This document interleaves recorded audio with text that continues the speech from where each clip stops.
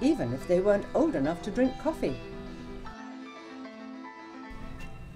We now move to the participatory, those who voluntarily interact. One half of this group must inherently be uninformed, which leaves the other half. Why would any group of informed people, those knowledgeable about art, interact with such a project?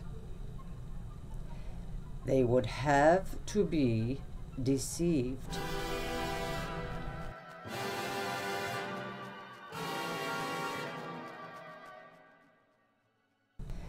As the project originated within the structure of a University of Houston graduate course, the team felt obliged to elicit reactions from fellow class members and faculty. What would be more appropriate for a more informed audience than a batch full of university faculty and the finest graduate students and their undergraduate protégés?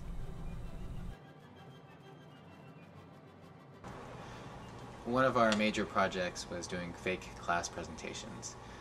One of the things that we were very concerned about was trying to get an audience reaction. We wanted to create projects that were believable and made sense, yet stretched the edge of believability. And one of the other aspects of the project was trying to show a group in decline, whereas we came out very sure of ourselves, very clear about what we were doing and what our project's intentions were. As the semester progressed and we gave more presentations, we seemed to devolve, sort of spin apart in our own tensions. First, there was the mural of gum.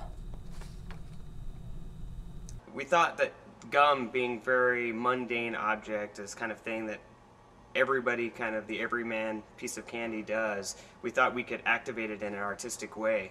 And by doing so, we thought we'd make a mural out of it, and having these like nasty pieces of gum squished onto a piece of masonite, which ultimately revealed itself to be something beautiful. Here, have gum. You're like, huh? You know, so it disengages the viewer whether you told them, I want you to paint something, people are like, I can't paint. Well, you can chew gum, right?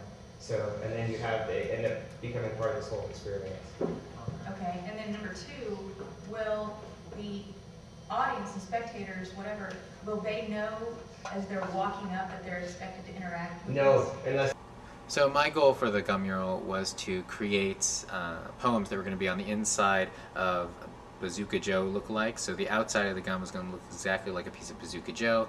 Inside would be a poem. As a person came by and took a piece of gum from me, I would take the wrapper off and then read the poem to them. Historically, theater companies that have tried to do audience interaction without the audience knowing have found the audience very reluctant. Absolutely, and yes. They kind of get prepped. They kind of get prepped by the other two sides. So my bit was a flute quartet that was all about the experience of chewing gum. There were pops of excitement and chewy, squishy sections that would be conducted by audience members while actually chewing one of the pieces of gum distributed by Anthony. Having Jenny as a facilitator, I think, is going to be key, because no, I totally understand. Otherwise, I'm just not sure how many people are going to want to chew sexy. My role in the first gum project was to facilitate Hugh's job by coaching the gum chewers to chew their gum in a specific manner. What do you think the legal implications are of something like handing gum out to strangers? Well, gum's not going to be poison, Sam, you know. My role for the gum project was to create a pseudo-religious propaganda with a religious feel, but it actually was about gum. Trying to convince people that they need to chew gum, they need this gum today. They need to accept this gum into their life as their personal gum. Yeah, I know. I'm just saying, like, people are going to be suspicious. Well, I think that's exactly right. It's the suspicious way of how it's going to be conducted. I think that... Yeah. Honestly, I'd say I think the documentation is important, that you're able to document more than just have more than one camera, because if the 5 of you are off doing different things, I think that becomes in itself a larger sculpture, and that to document the reactions that are happening simultaneously can only be experienced in the video. I just have a comment. It seems as if you're putting the kind of the onus of collaborations now put on to the viewer as opposed to each other. And I'm just curious, if it's going to shift and change based on how the audience collaborates, how are you, I feel like you guys going to in some way have that same level of shifting and morphing and change with the way you're collaborating? Like I'm wondering how is it going to change, the fact that the audience is collaborating, how's it going to change the way you guys are collaborating? Karen Olivier, a sculptor and faculty member at the University of Houston, made a very good point about our first project. That point was that the onus of collaboration was entirely on the audience, and the actual members of the group weren't working with each other at all. We decided to make sure that we used her advice when evolving our project to the next stage and before we did our next presentation. Keep in mind that none of this is real.